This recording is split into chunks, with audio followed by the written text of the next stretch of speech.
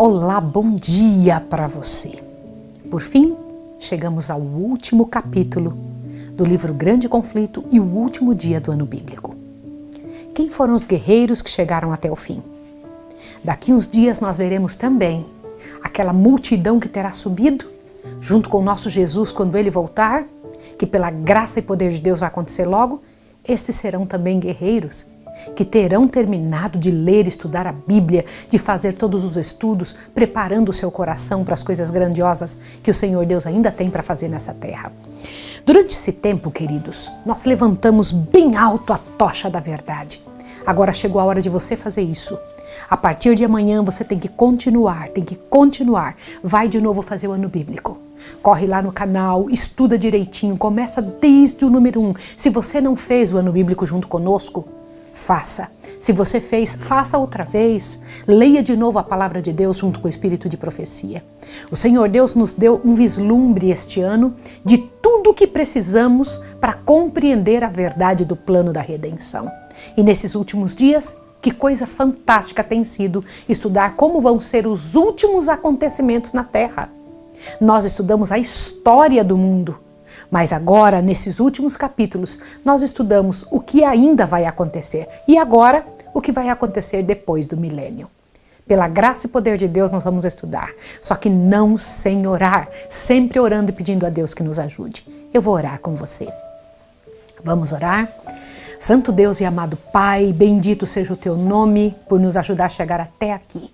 Senhor, a nossa caminhada ainda tem alguns passos, Senhor, para poder chegar até os teus braços. Nos ajude, Senhor, esteja conosco, o Senhor nunca vai nos deixar, eu sei disso. Abençoa-nos, ó Pai, ajuda-nos agora ao estudar esse último capítulo, que seja, Pai de amor, um impulso, que seja um espaço de mais alguns passos para nós entendermos as coisas que o Senhor gostaria que compreendêssemos. Em nome de Jesus, amém. O seu programa, A Tocha, está começando.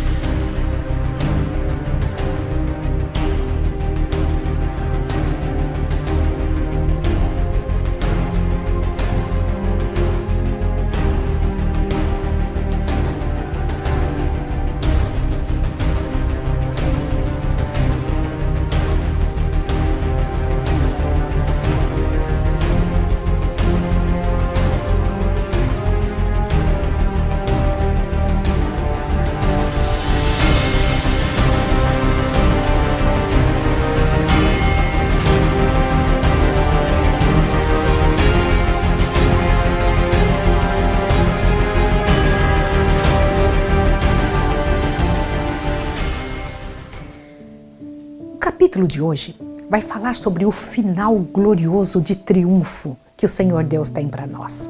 Preste muita atenção. Ao fim dos 1000 anos, Cristo volta novamente à Terra. Ele é acompanhado pelo exército dos remidos e seguido por um cortejo de anjos. Eu preciso dar uma paradinha aqui para te explicar uma coisa. Quando o Senhor Jesus Cristo voltar daqui uns dias, ele virá com todos os anjos para nos buscar. Depois do milênio, nós estaremos voltando a esta terra. Depois de 1000 anos estando com Jesus, vamos voltar com ele nas nuvens dos céus, junto com os anjos. Descendo com grande majestade, ordena aos ímpios mortos que ressuscitem para receber a condenação. Que diferença vai ser esta ressurreição daquela que nós estudamos ontem e anteontem? Surgem estes como um grande exército, inumerável como a areia do mar. Que contraste com aqueles que ressurgiram na primeira ressurreição. Os justos estavam revestidos de imortal juventude e beleza. Os ímpios trazem os traços da doença e da morte. Eles vão ressuscitar exatamente como desceram à sepultura. tudo igual. Aqueles que morreram correndo da polícia, quando ressuscitam, procuram, cadê a polícia que estava correndo atrás de mim? No fio do pensamento em que morreram, eles acordam. Se morreram cheios de imprecações, de ódio, de raiva, porque os ímpios morrem assim, não é? Se morreram desse jeito, eles acordam com a mesma busca, o mesmo ódio que eles estavam antes. As mesmas palavras, a mesma coisa. Todos os olhares daquela vasta multidão se voltam para contemplar a glória do Filho de Deus. Lembra? Jesus está voltando com todos os justos e todos os anjos. E então Jesus dá ordem que ressuscitem. A uma voz, as hostes dos ímpios exclamam: bendito o que vem em nome do Senhor. Você vai dizer, mas por que os ímpios vão dizer isso? Não é o amor para com Jesus que inspira essa declaração. É a força da verdade que faz brotar involuntariamente essas palavras de seus lábios. Os ímpios saem da sepultura, tais quais a ela baixaram, com a mesma inimizade contra Cristo e com o mesmo espírito de rebelião. Não terão um novo tempo de graça no qual remediar os defeitos da vida passada. Para nada aproveitaria isso. Uma vida inteira de pecado não lhes abrandou o coração.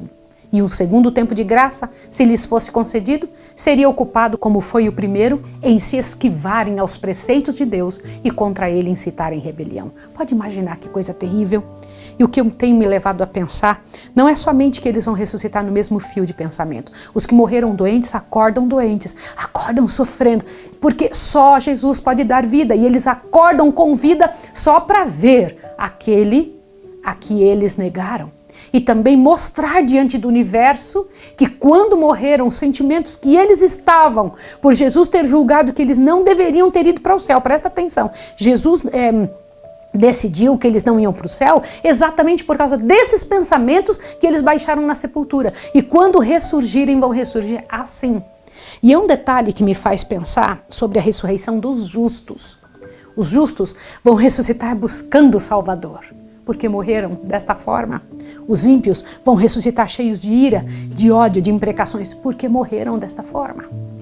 Então Cristo desce sobre o Monte das Oliveiras, de onde depois de sua ressurreição ascendeu, e onde os anjos repetiram aquela promessa de sua volta. Diz o profeta: virá o Senhor meu Deus e todos os santos contigo.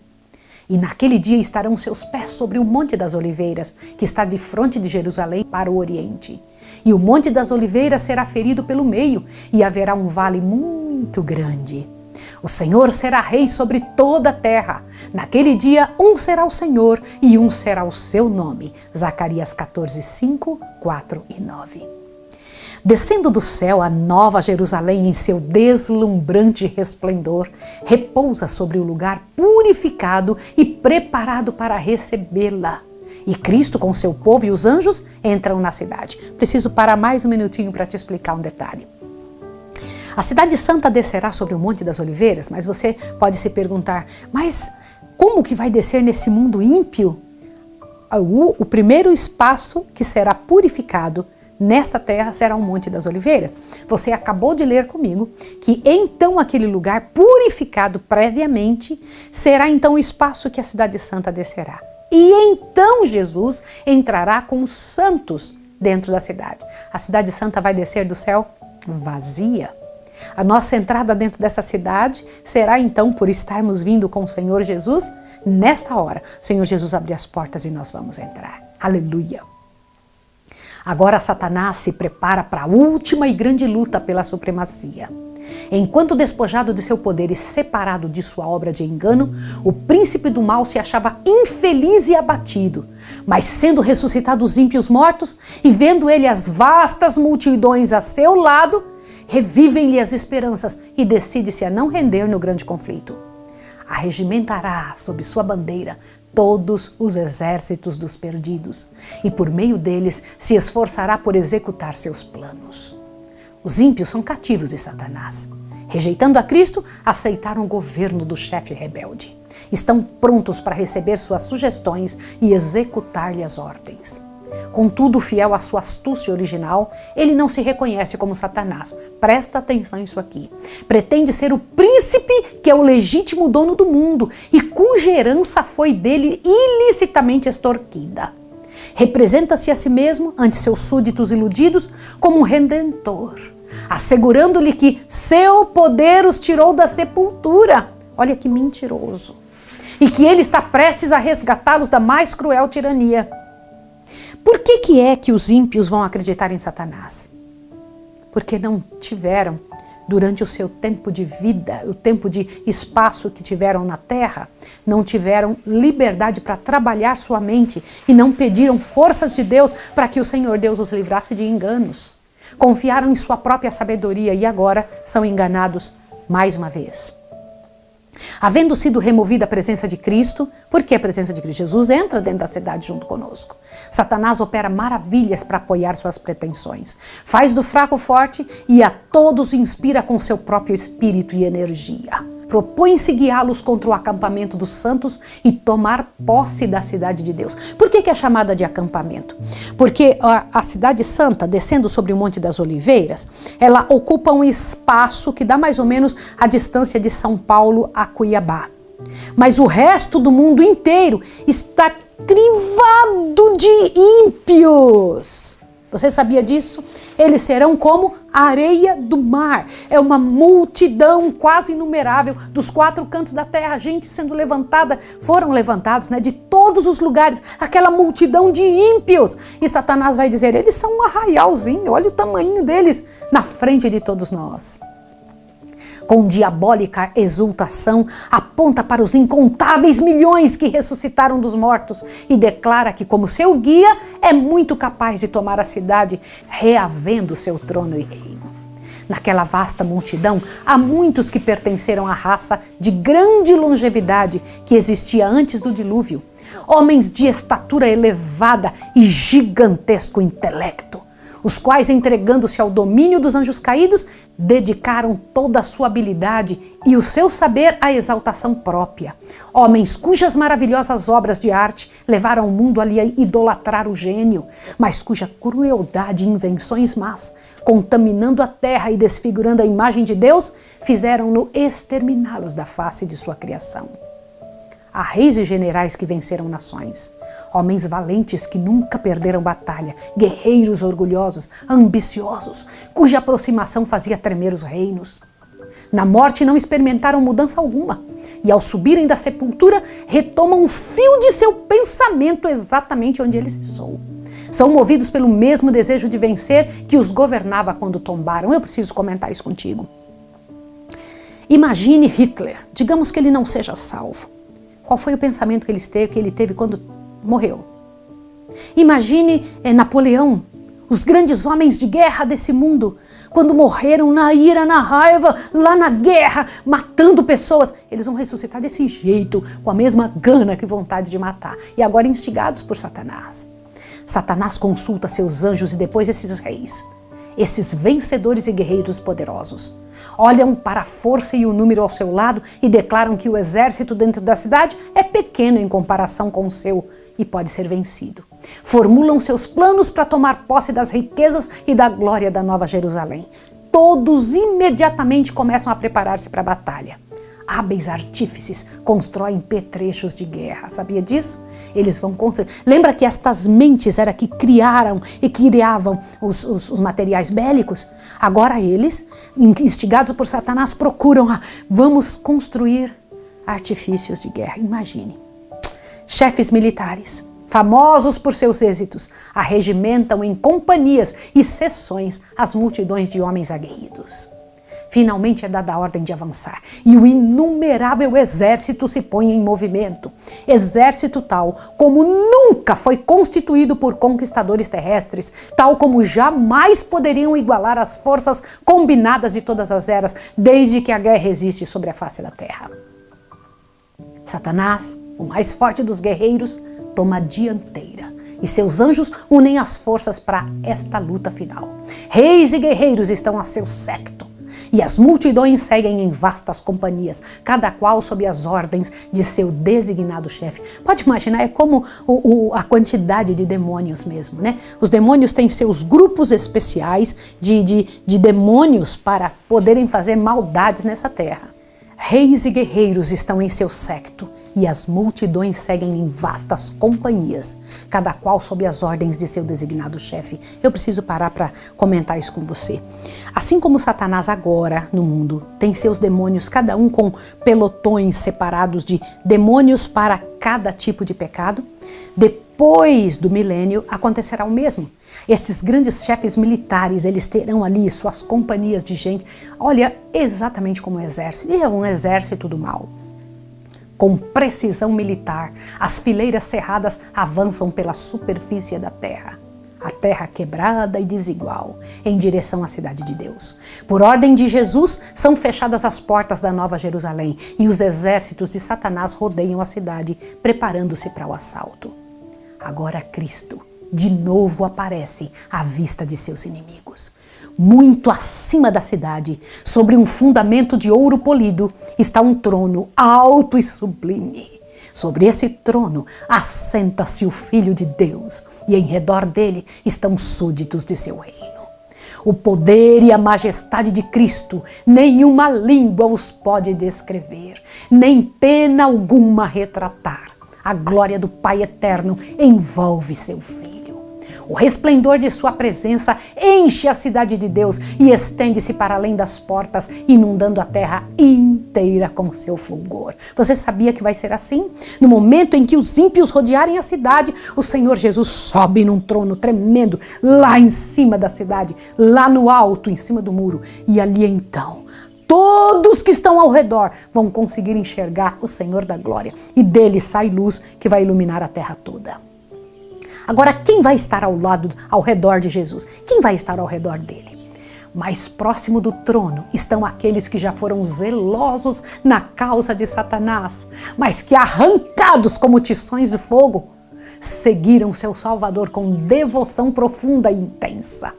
Em seguida, os que aperfeiçoaram um caráter cristão em meio de falsidade e incredulidade, os que honraram a lei de Deus quando o mundo cristão a declarava nula, e os milhões de todos os séculos que se tornaram mártires pela sua fé. E além está a multidão a qual ninguém podia contar, de todas as nações, tribos, línguas e povos, trajando vestiduras brancas e com palmas nas suas mãos. Apocalipse 7:9. Como assim? Ao redor de Jesus, bem pertinho dele, naquele trono imenso, naquela luz grandiosa, naquela glória poderosa, estarão aqueles que já foram grandes inimigos da verdade e que Jesus os resgatou, que já trabalharam muito para Satanás e Jesus resgatou. Esse Jesus os mantém bem pertinho dele. Depois, então, aqueles que sofreram, que tiveram o que desenvolver o caráter santo no meio de uma situação dura e triste na terra. E depois os mártires. E depois desses ainda uma multidão que ninguém pode contar. Nós estamos fazendo para vocês uma série chamada O Fim do Mundo. E agora? Nesta série de 10 capítulos, que nós vamos estrear agora no início do próximo ano, nós estaremos explicando por que é que Jesus vai ter estes grupos separados e qual a atitude de cada um. Por que essa multidão que ninguém pode contar vão estar ainda um pouquinho mais distante. Por quê? Você vai entender a razão destes grupos e destas ordens. Agora imagine a cena. Lá está toda essa gloriosa multidão ao redor de Jesus. Terminou a sua luta. A vitória está ganha. Correram no estádio e alcançaram o prêmio. O ramo de palmas em suas mãos é o símbolo do seu triunfo. As vestes brancas, um emblema da imaculada justiça de Cristo, a qual possuem agora. Os resgatados entoam um cântico de louvor repetidas vezes pelas abóbadas do céu. E diz assim: salvação ao nosso Deus que está sentado no trono e ao Cordeiro. E anjos e serafins unem sua voz em adoração. Tendo os remidos contemplado o poder e malignidade de Satanás, viram como nunca antes que poder algum a não ser o de Cristo poderia tê-los feitos vencedores. Em toda aquela resplandecente multidão, ninguém há que atribua a salvação a si mesmo, como se houvesse prevalecido pelo próprio poder e bondade. Nada se diz do que fizeram ou sofreram. Antes, o motivo de cada cântico, a nota fundamental de toda antífona é salvação ao nosso Deus e ao Cordeiro. Na presença dos habitantes da terra e do céu, eles todos reunidos, é efetuada a coroação final do Filho de Deus. E agora, investido de majestade e poder supremos, o Rei dos Reis pronuncia a sentença sobre os rebeldes contra o seu governo e executa justiça sobre aqueles que transgrediram sua lei e oprimiram seu povo. Diz o profeta de Deus: vi um grande trono branco e o que estava sentado sobre ele, de cuja presença fugiu a terra e o céu, e não se achou lugar para eles. E vi os mortos, grandes e pequenos, que estavam diante do trono, e abriram-se os livros, e abriu-se outro livro que é o da vida, e os mortos foram julgados pelas coisas que estavam escritas nos livros, segundo as suas obras. Apocalipse 20, 11 e 12. Agora você vai entender a que se aplica essa passagem que acabamos de ler. Esta passagem se aplica a que tempo, a que momento, quando é que é proferido esse julgamento? Olha só. Logo que se abrem os livros de registro e o olhar de Jesus incide sobre os ímpios, eles se tornam cônscios de todo o pecado cometido. Veem exatamente onde seus pés se desviaram do caminho da pureza e da santidade, precisamente até onde o orgulho e a rebelião os levaram na violação da lei de Deus. As sedutoras tentações que incentivaram na condescendência com o pecado, as bênçãos pervertidas, os mensageiros de Deus que foram desprezados, as advertências rejeitadas, as ondas de misericórdia rebatidas pelo coração obstinado e impenitente, tudo aparece como que escrito com letras de fogo. Pode imaginar, isso é como se fosse colocado na frente deles, irmãos queridos, como se fosse colocado na frente de todos os ímpios, uma grande plataforma, um filme, uma tela, onde eles conseguem enxergar o que fizeram. Eles perceberam tudo, agora fica claro para eles que Satanás distrai o ser humano para que não perceba quem ele é, mantém a pessoa no orgulho, mantém a pessoa dura. Mas nessa hora, toda pessoa vai enxergar por si mesmo o que fez. Por sobre o trono se revela a cruz. E semelhante a uma vista panorâmica, aparecem as cenas de tentação e queda de Adão. Nós vamos enxergar isso, como uma vista panorâmica. Todos os salvos, todos os ímpios vão conseguir enxergar nessa hora. E os passos sucessivos no grande plano para redimir os homens. O humilde nascimento do Salvador, sua infância de simplicidade e obediência, seu batismo no Jordão, o jejum e a tentação no deserto, seu ministério público desvendando aos homens as mais preciosas bênçãos do céu, os dias repletos de amor e de misericórdia, suas noites de oração e vigília na solidão das montanhas, as tramas de inveja, ódio e maldade com que eram retribuídos seus benefícios e a agonia terrível e misteriosa no Getsêmani, sob o peso esmagador dos pecados do mundo inteiro. A sua traição nas mãos da turba assassina, os tremendos acontecimentos daquela noite de horror, o prisioneiro que não opunha resistência, abandonado por seus discípulos mais amados, rudemente empurrado pelas ruas de Jerusalém. O Filho de Deus exultantemente exibido perante Anás, citado ao tribunal e ao palácio do sumo sacerdote, ao tribunal de Pilatos, do fraco Pilatos, perante o covarde e cruel Herodes, escarnecido, insultado, torturado e condenado à morte. Tudo é vividamente esboçado. E agora, perante a multidão agitada, revelam-se as cenas finais.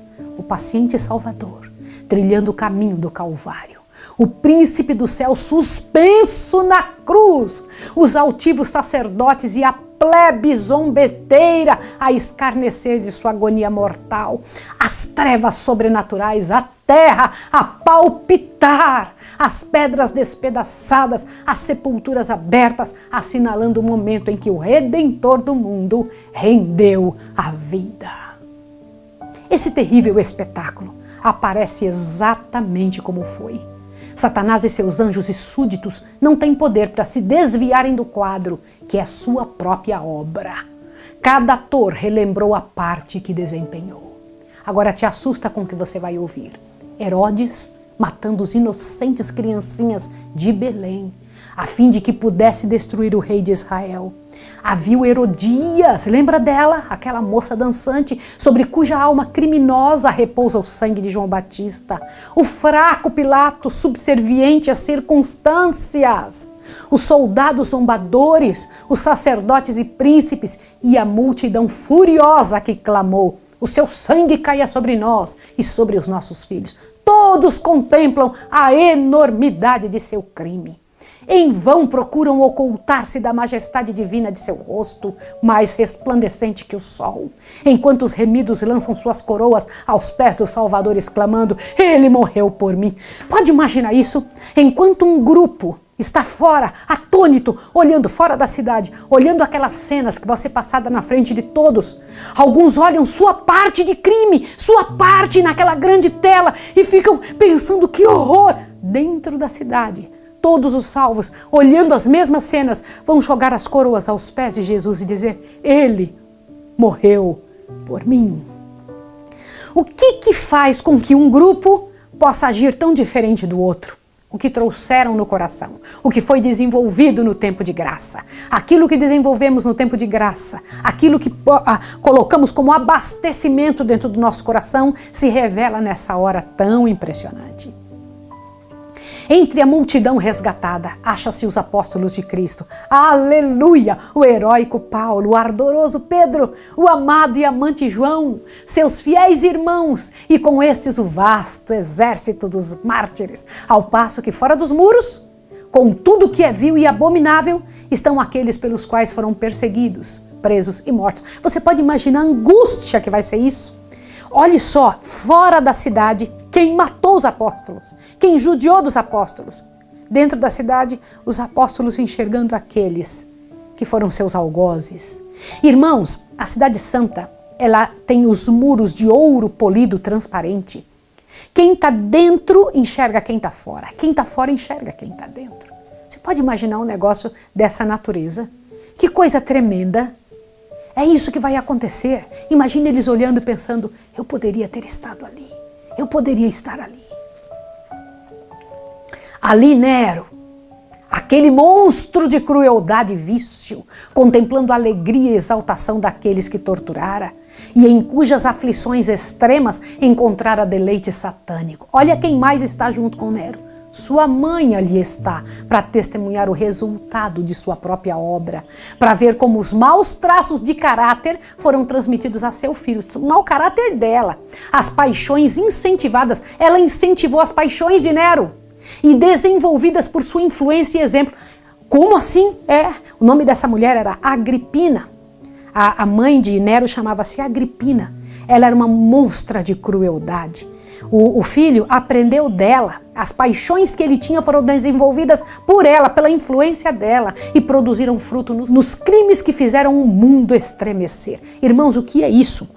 Toda mãe tem essa responsabilidade, todo pai tem essa responsabilidade e oportunidade na mão, de desenvolver no filho que lhe é confiado os bons traços de caráter ou as misérias, ou passar para eles os seus próprios defeitos. Essa é a realidade. E nós devemos pensar isso enquanto em vida. Se estamos fazendo o nosso trabalho com aquilo que Deus confiou em nossas mãos, ou se estamos simplesmente passando para eles se tornarem de novo, novamente, aquela miséria que já somos. Pode imaginar uma situação dessa? E é assim que vai ser. Lá está ela, ressuscitando junto com seu filho, o monstro de crueldade. Ali estão sacerdotes e prelados romanistas que pretendiam ser embaixadores de Cristo e, no entanto, empregaram a tortura, a masmorra, a fogueira para dominar a consciência de seu povo. De quem que estou falando? Você sabe? Os romanistas fizeram isso durante a Idade Média toda. E ali eles vão ressuscitar para ver aquelas pessoas que eles judiaram. Ali estão os orgulhosos pontífices que se exaltaram acima de Deus e pretenderam mudar a lei do Altíssimo.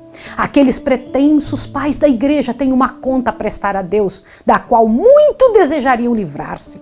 Demasiado tarde chegam a ver que o onisciente é zeloso de sua lei e que de nenhuma maneira terá por inocente o culpado. Aprendem agora que Cristo identifica seu interesse com os de seu povo sofredor e sentem a força de suas palavras. Quais foram as palavras? Quando fizestes a um destes meus pequeninos irmãos, a mim o fizestes. Mateus 25, 40. O mundo ímpio todo acha-se em julgamento perante o tribunal de Deus, acusado de alta traição contra o governo do céu. Ninguém há para pleitear sua causa, estão sem desculpa e a sentença de morte eterna é pronunciada contra eles. É agora evidente a todos que o salário do pecado não é nobre independência e vida eterna, mas é escravidão, ruína e morte. Eu preciso comentar uma coisa com vocês. O salário do pecado não é somente a morte. Antes da morte, é miséria, ruína e escravidão. E por fim, a morte. Os ímpios veem o que perderam em virtude de sua vida de rebeldia. O peso eterno de glória muito excelente foi desprezado quando lhes foi oferecido, mas quão desejável agora se mostra. Tudo isso, exclama a alma perdida, eu poderia ter tido, mas preferi conservar estas coisas longe de mim.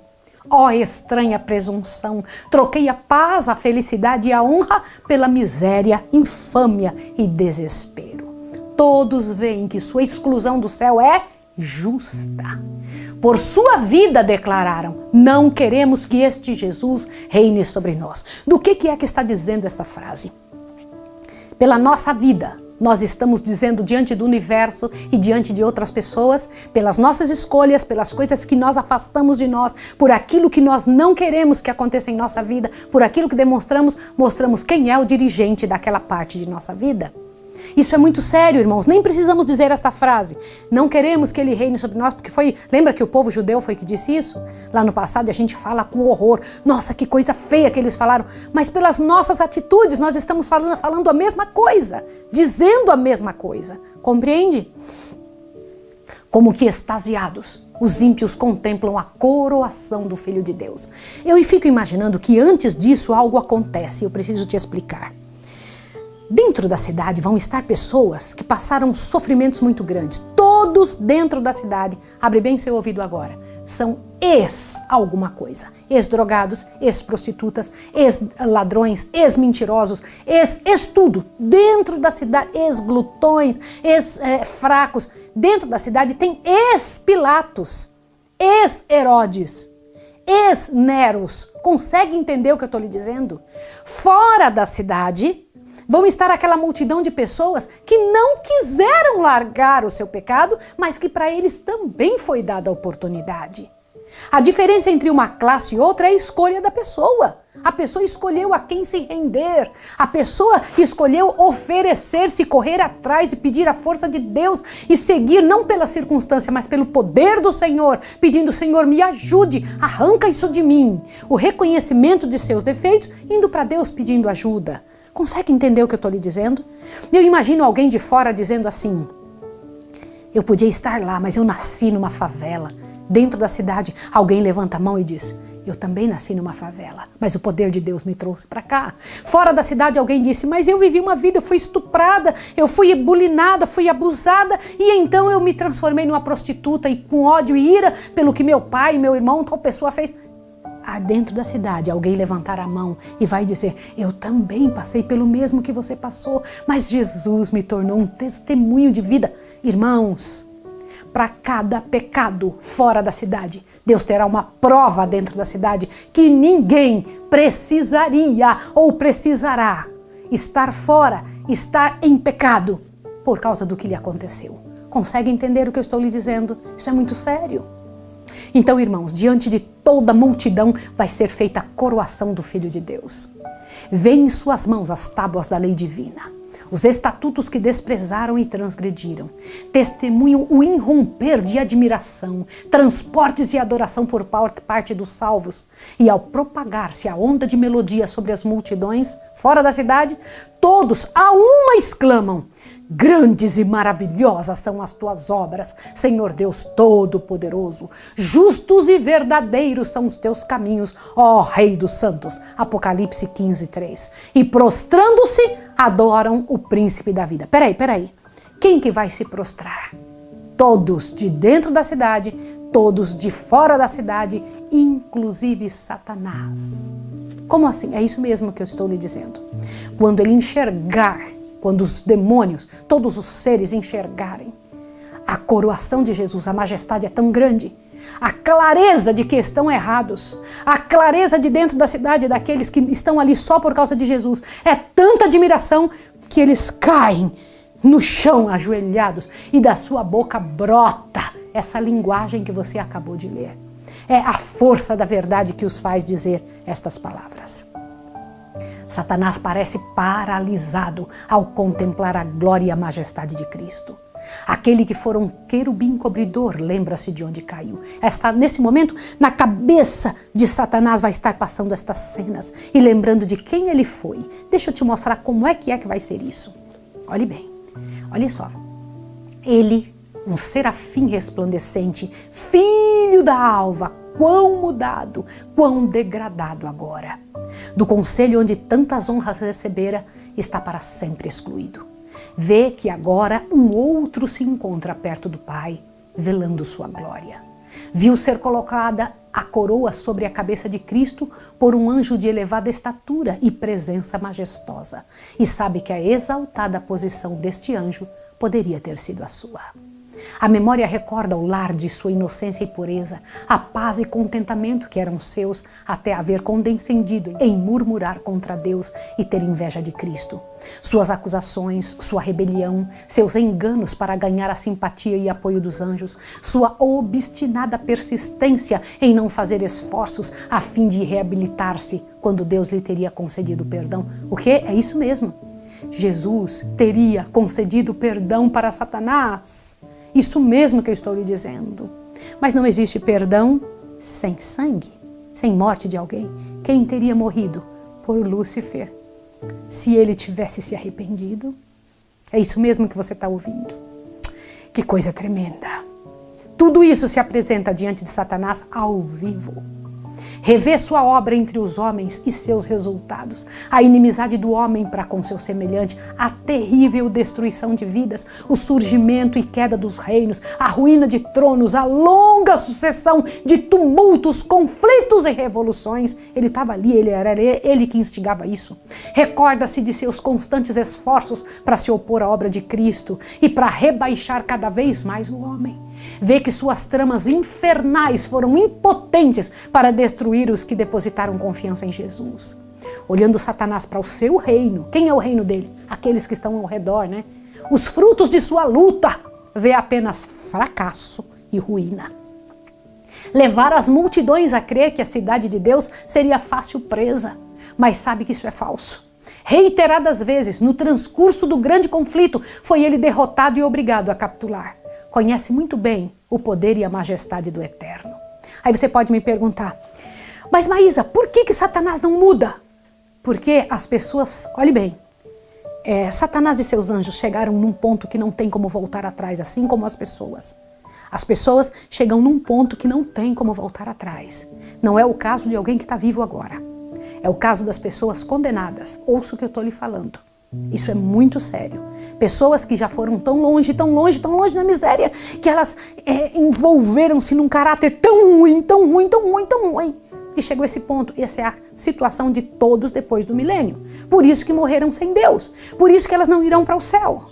Isso é muito sério. Isso pode ser evitado? Sim! Qualquer pessoa que está viva pode correr para Deus agora e dizer, Senhor, me ajude. Isso é muito sério. O objetivo do grande rebelde foi sempre justificar-se e provar ser o governo divino responsável pela rebelião. Olha, cuidado com a justificação. A esse fim aplicou todo o poder de seu pungente intelecto. Trabalhou deliberada e sistematicamente e com maravilhoso êxito, levando vastas multidões a aceitar seu modo de ver quanto ao grande conflito que há tanto tempo se vem desenvolvendo. Durante milhares de anos, este chefe conspirador tem apresentado a falsidade em lugar da verdade. Mas agora chegado é o tempo em que a rebelião deve ser finalmente derrotada e descobertos a história e caráter de Satanás.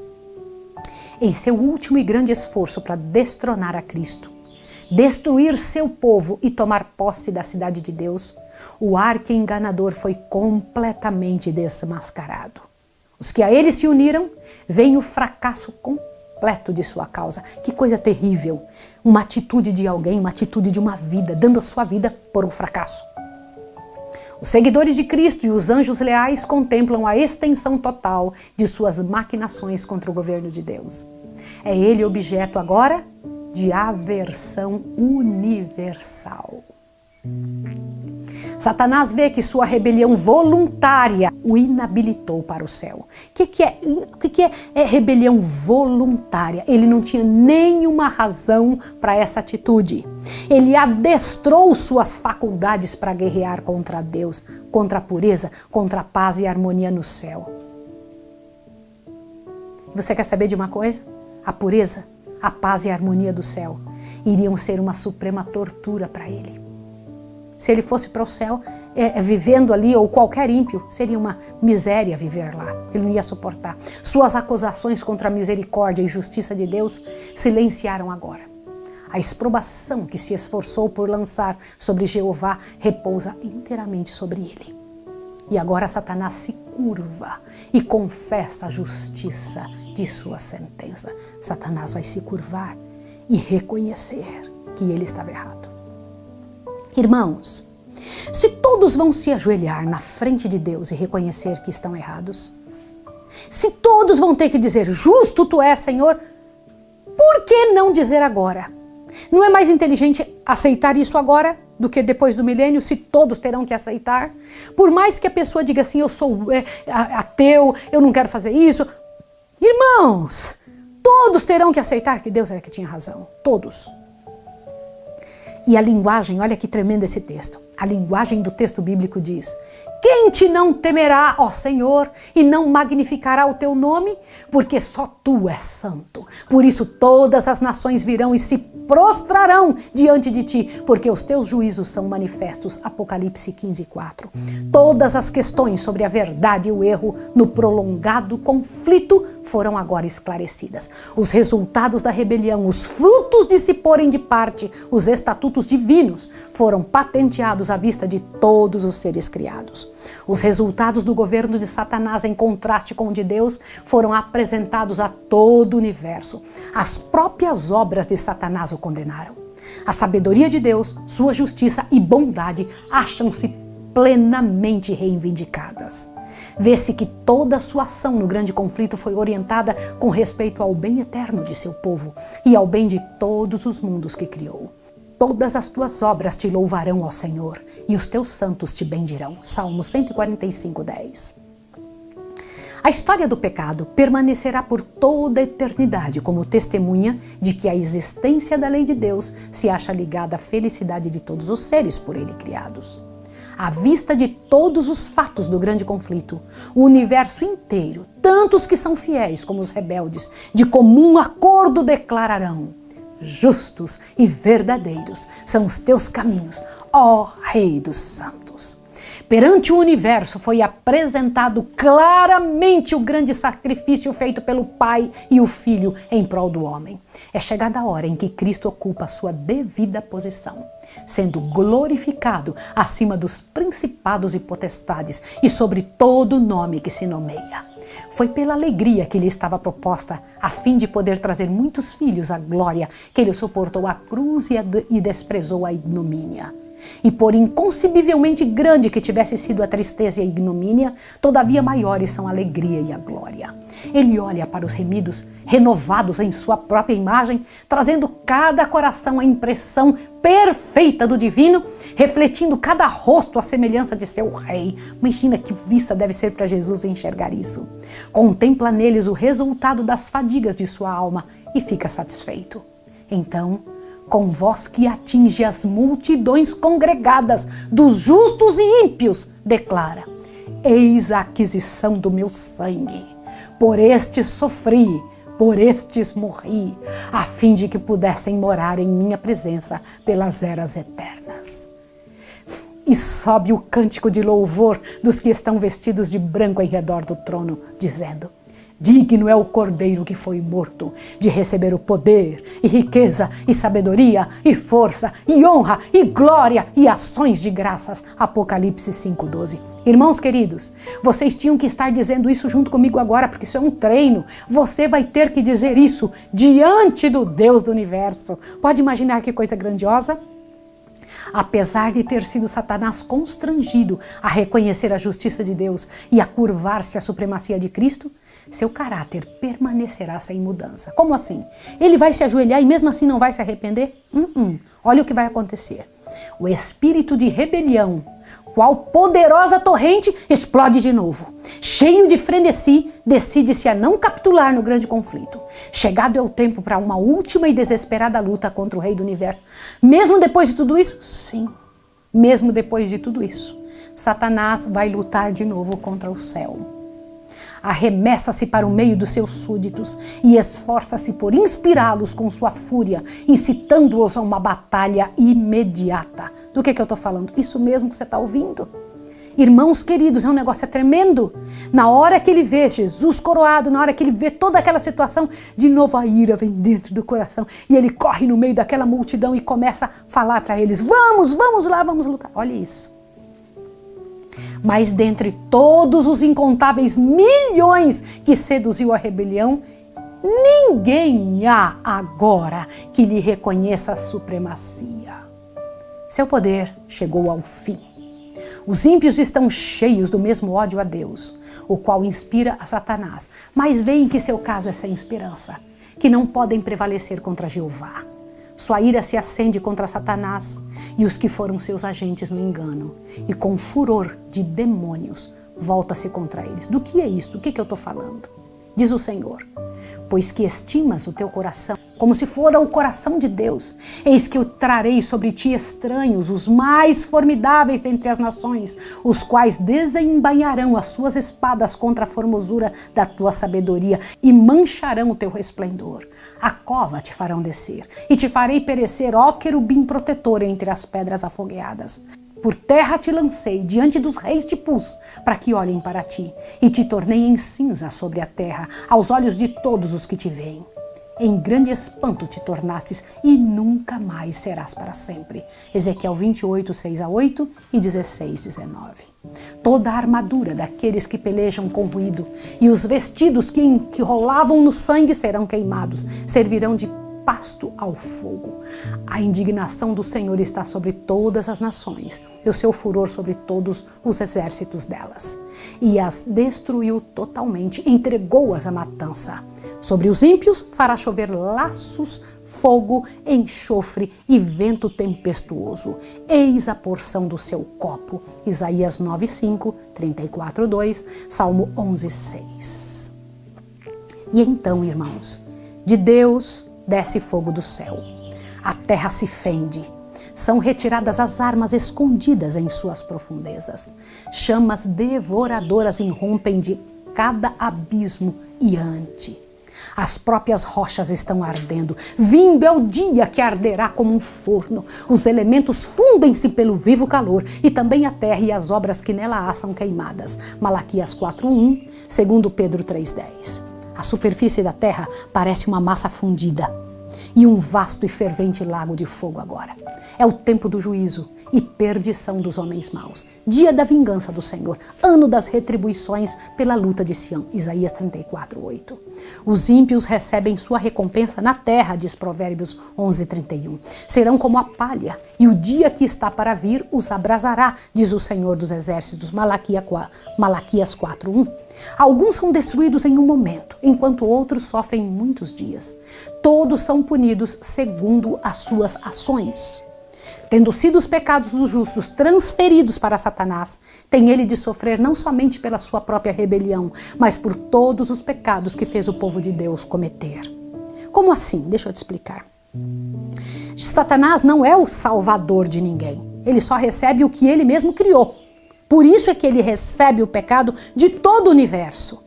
Todo pecado que um dia aconteceu e que por acaso não foi pedido, não foi colocado sobre Jesus, porque olhe bem, o pecado, só para você entender, dos ímpios é colocado sobre eles mesmos. Eles aceitaram esta carga. Satanás recebe aquilo que ele criou.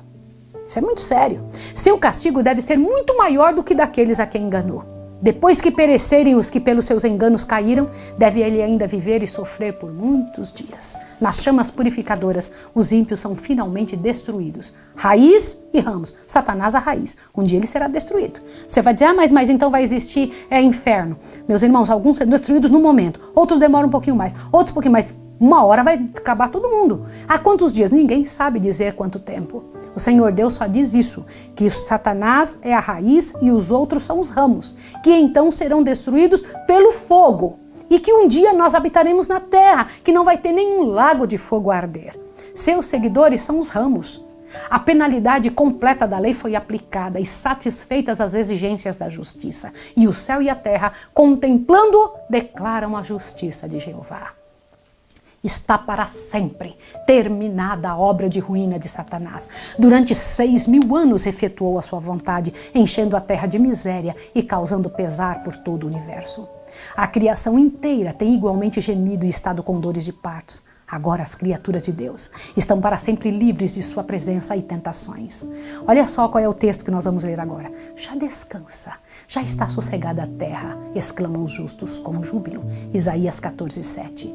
E uma aclamação de louvor e triunfo sobe de todo o universo fiel, dizendo: a voz de uma grande multidão, como a voz de muitas águas, e a voz de fortes trovões é ouvida dizendo: aleluia, pois já reina o Senhor Deus onipotente. Apocalipse 19, verso 6.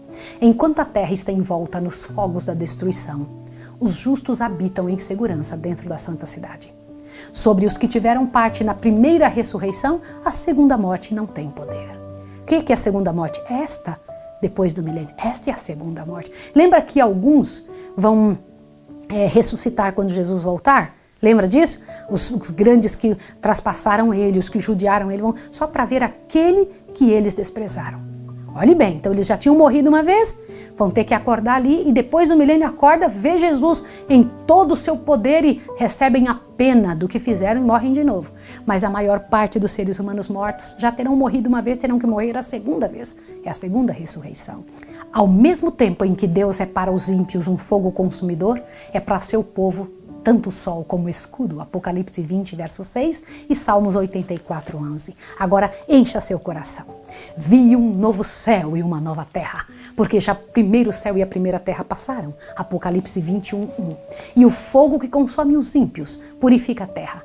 Todo vestígio de maldição é removido. Nenhum inferno a arder eternamente conservará perante os resgatados as terríveis consequências do pecado.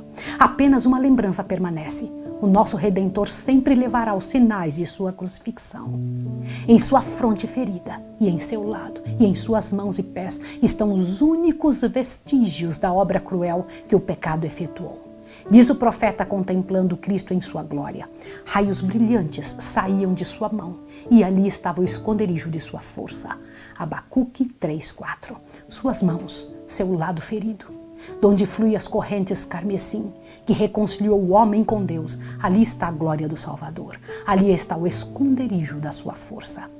Poderoso para salvar, mediante o sacrifício da redenção, foi ele, portanto, forte para executar justiça sobre aqueles que desprezaram a misericórdia de Deus. E os sinais de sua humilhação são a sua mais elevada honra. Através das eras intérminas, os ferimentos do Calvário lhe proclamarão louvor e declararão o seu poder. E a ti, ó torre do rebanho, monte da filha de Sião, a ti virá, sim, a ti virá o primeiro domínio. Miqueias 4:8. Chegado é o tempo para o qual os santos homens têm olhado com anseio desde que a espada inflamada vedou o Éden ao primeiro par. É tempo para a redenção da possessão de Deus. Efésios 1:14. A terra, dada originalmente ao homem como seu reino, traída por ele às mãos de Satanás, e tanto tempo retida pelo poderoso adversário, foi recuperada pelo grande plano da redenção.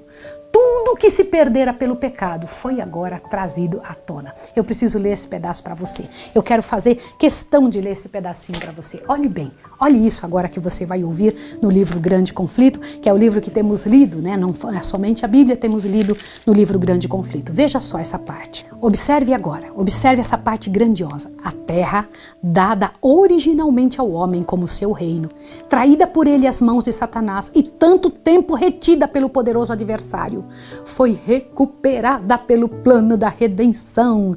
Aleluia! Tudo que se perdera pelo pecado foi restaurado. Assim diz o Senhor que formou a terra e a fez. Ele a estabeleceu.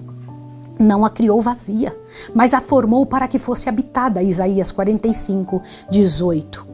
O propósito original de Deus na criação da terra se cumpre. quando ela é feita a eterna morada dos remidos. Os justos herdarão a terra e habitarão nela para sempre. Salmo 37, 29. Que glória, que coisa linda! Um receio de fazer com que a herança futura pareça demasiado material tem levado muitos a espiritualizar as mesmas verdades que nos levam a considerá-la nosso lar. Cristo afirmou a seus discípulos haver ido preparar moradas para eles na casa de seu Pai. Os que aceitam os ensinos da palavra de Deus não serão totalmente ignorantes com respeito à morada celestial. E contudo, as coisas que o olho não viu, o ouvido não ouviu, não subiram ao coração do homem, são as que Deus preparou para aqueles que o amam. 1 Coríntios 2:9. A linguagem humana não é adequada para descrever a recompensa dos justos. Será conhecida apenas dos que a contemplarem. Nenhum espírito finito pode compreender a glória do paraíso de Deus. Na Bíblia, a herança dos salvos é chamada de um país. Lembra disso? É um país. Hebreus 11, 14 a 16. Ali o pastor celestial conduz seus rebanhos às fontes de águas vivas. A árvore da vida produz seu fruto de mês em mês. E as folhas da árvore são para a saúde das nações. Existem torrentes sempre a fluir, claras como cristal. E ao lado delas, árvores ondeantes projetam sua sombra sobre as veredas preparadas para os resgatados do Senhor. Ali as extensas planícies avultam em colinas de beleza e as montanhas de Deus erguem seus altivos píncaros. Nessas pacíficas planícies, ao lado daquelas correntes vivas, o povo de Deus, durante tanto tempo peregrino e errante, encontrará um lar. Olha que texto glorioso. O meu povo habitará em moradas de paz e em moradas bem seguras e em lugares quietos de descanso. Nunca mais se ouvirá de violência na sua terra, de desolação ou destruição nos teus termos. Mas aos teus muros chamará salvação e às tuas portas louvor. Edificarão casas e as habitarão, e plantarão vinhas e comerão seu fruto. Não edificarão para que outros habitem, nem plantarão para que outros comam. Os meus eleitos gozarão nas obras de suas mãos. Isaías 32, 18, 60, 18, 65, 21 e 22. Ali, o deserto e os lugares secos se alegrarão disto, e o ermo exultará e florescerá como a rosa. Em lugar do espinheiro, crescerá a faia. Em lugar da sarça, crescerá a murta. Isaías 35, 1, 55, 13. E morará o lobo com o cordeiro, e o leopardo com o cabrito se deitará, e um menino pequeno os guiará. Não se fará mal, nem dano algum em todo o monte da minha santidade, diz o Senhor. Isaías 11, 6 e 9. A dor não pode existir na atmosfera do céu. Ali não mais haverá lágrimas, cortejos fúnebres, manifestações de pesar. Não haverá mais morte, nem pranto, nem clamor, porque já as primeiras coisas são passadas. Apocalipse 21, 4. E morador nenhum dirá, enfermo estou, porque o povo que habitar nela será absorvido da sua iniquidade. Isaías 33, 24. Ali está a Nova Jerusalém, a metrópole da nova terra glorificada, como uma coroa de glória nas mãos do Senhor e um diadema real na mão de seu Deus. Isaías 62, 3. Sua luz era semelhante a uma pedra preciosíssima, como a pedra de jaspe, como cristal resplandecente. As nações andarão à sua luz, e os reis da terra trarão para ela a glória de sua honra. Apocalipse 21, 11 e 24. Diz o Senhor, folgarei em Jerusalém, exultarei no meu povo. Isaías 65, 19. Eis aqui o tabernáculo de Deus com os homens, pois com eles habitará, e eles serão seu povo, e o mesmo Deus estará com eles e será o seu Deus. Apocalipse 21, 3.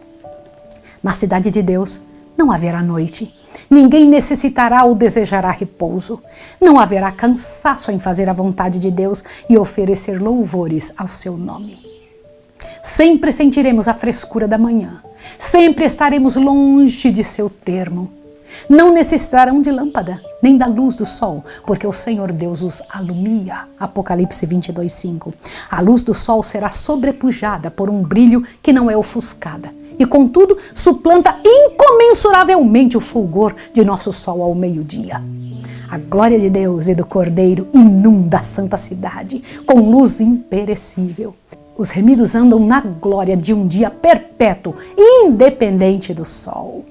Nela não vi templo, porque o seu templo é o Senhor Todo-Poderoso e o Cordeiro. Apocalipse 21, 22. O povo de Deus tem o privilégio de entreter franca comunhão com o Pai e com o Filho. Louvado seja Deus!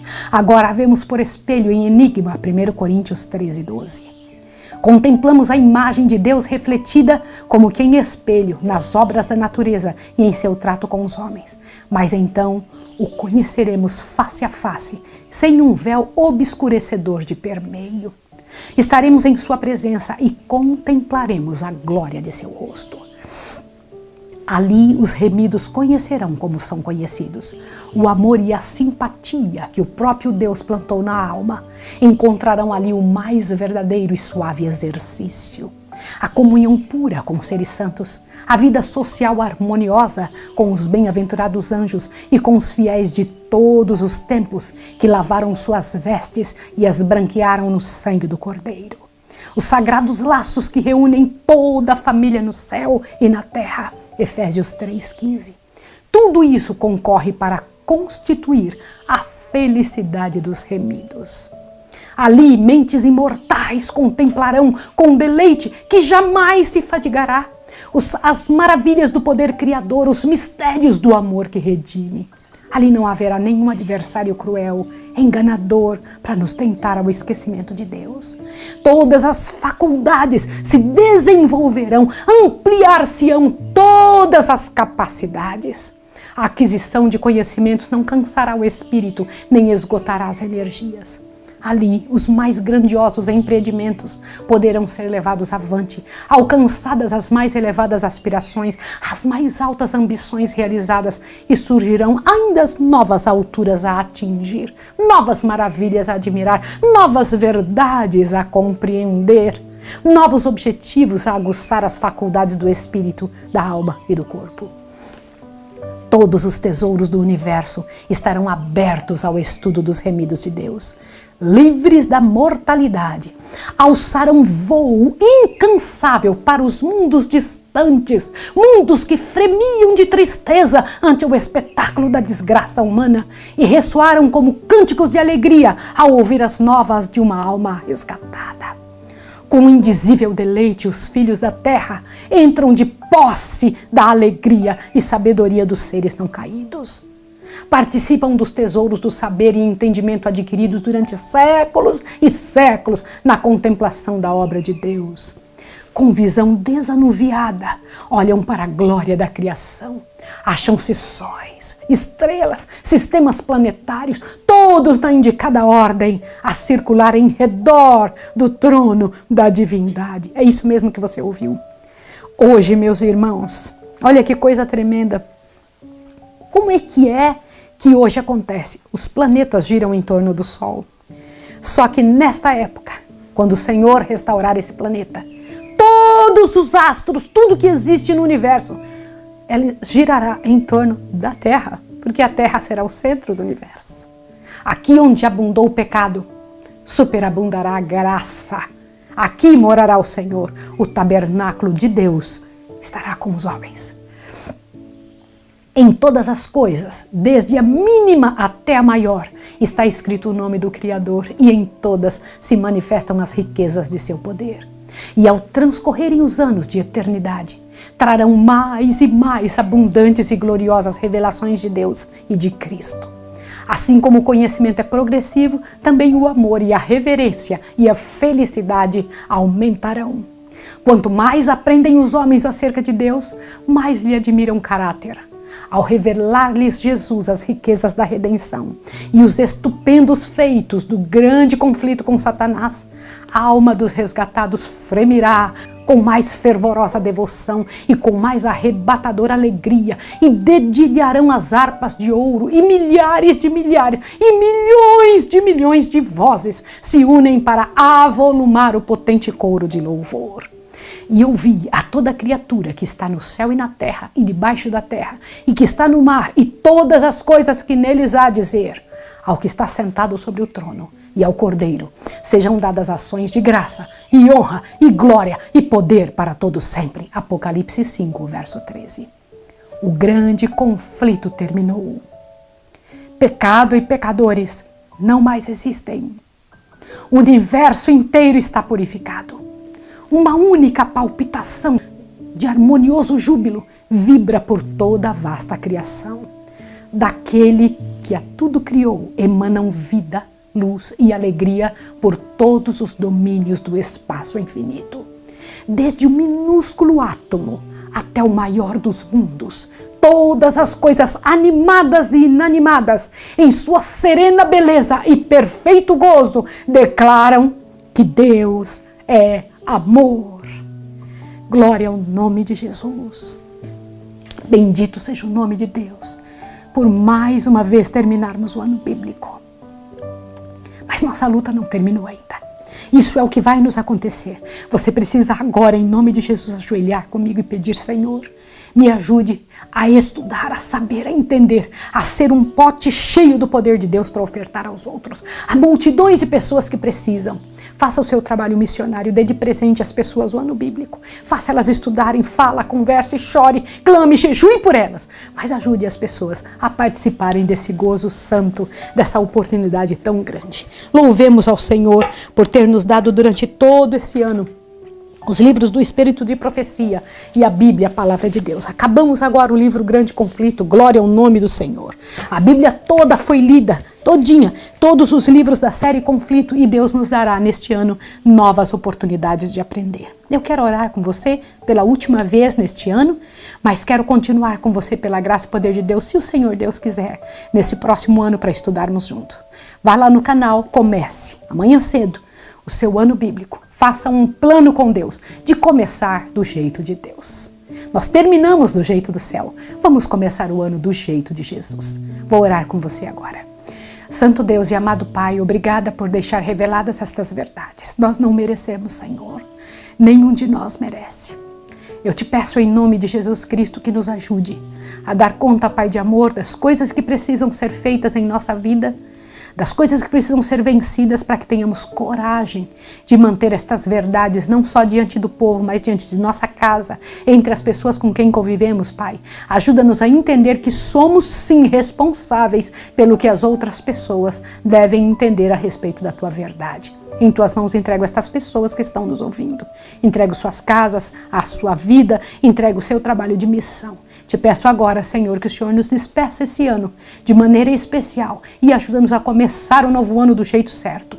Em nome do Senhor Jesus, o Redentor do Universo, que está no lugar santíssimo por nós. Amém, Senhor.